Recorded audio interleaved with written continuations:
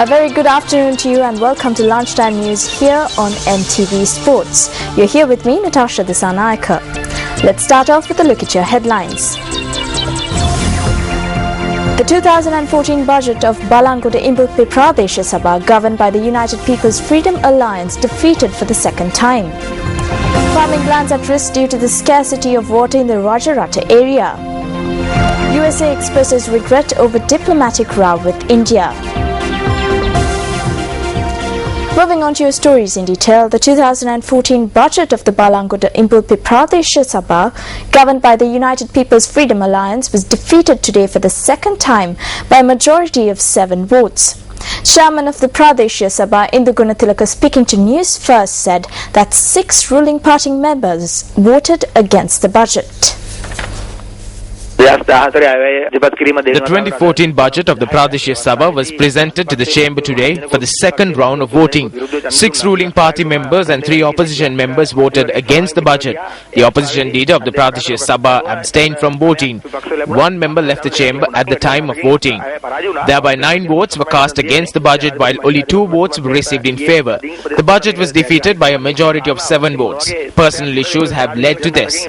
President Mahinda Rajapaksa had emphasised the need to pass this budget. It is not sure under what reasons this took place. Moving on to one of your headline-making stories, with the impending drought in the Rajarata area, many farmlands face a number of issues. The Director of Water Management of the Irrigation Department, Janaki Megasthana, stated that the water levels of the Kaudula Reservoir in Polonnaru and the Kantale Reservoir in Trincomalee have rapidly decreased. As a result of this, the water supply to 31,000 hectares of farmland has been affected. Moving on, UPFA parliamentarian Vidura Vikramanayake, speaking at an event in Ingiriya yesterday, said that it was clear through the incidents that took place over the last 2 weeks that most individuals seek money. An event was held to distribute school equipment to children belonging to low-income earning families who work in plantations belonging to the Ingiriya Divisional Secretariat. It is not enough that we only give books. We have to provide teachers as well. The lack of teachers for the Tamil medium stream is not a problem faced only in the Horana and Ingiriya area, but the whole of the Kaluthur district. If students learning in the singular stream can engage in other activities, then the same right has to be given to the Tamil children. If a revolutionary method of education is not implemented in the education system, then the future of the country is questionable. If we look at the incidents that have been taking place in the last 2 weeks, it can be seen that many run behind money, or rather, everybody chases behind money. Now, a car met with an accident in close proximity to the Kottawa interchange on the Southern Expressway this morning. Newsfirst correspondent based in the area said that the driver of the car suffered minor injuries.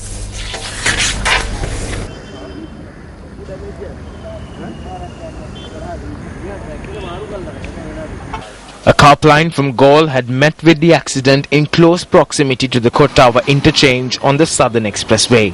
A correspondent said that either side of the car was badly damaged.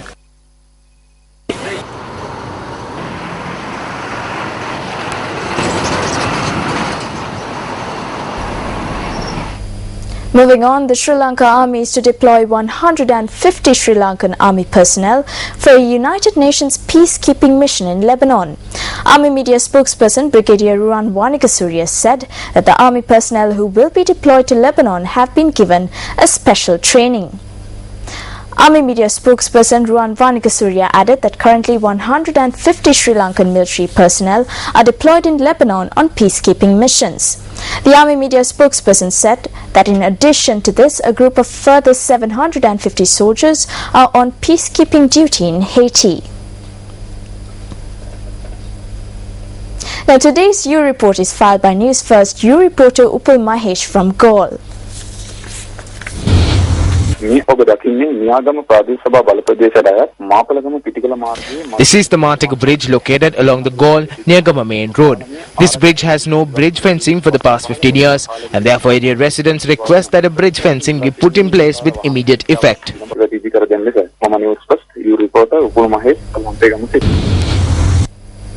Moving on to quite an unusual occurrence, a female anaconda held in captivity in the Dehiwala Zoo had swallowed its male companion. According to officials in the zoo, this incident had occurred last night. Now, the anaconda pair held captivity in the zoo is a species of green anacondas, and the female has swallowed its male companion last night. The anacondas, which lived caged together, have been used for hatchery requirements on previous occasions. However, these anacondas had to be caged separately due to concerns over the tendency of green anacondas swallowing their own mates. But due to refusal of these serpents accepting meals, the officials had to cage them together.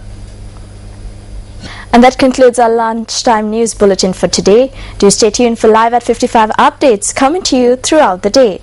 I'm Natasha Disanaika signing off for News First.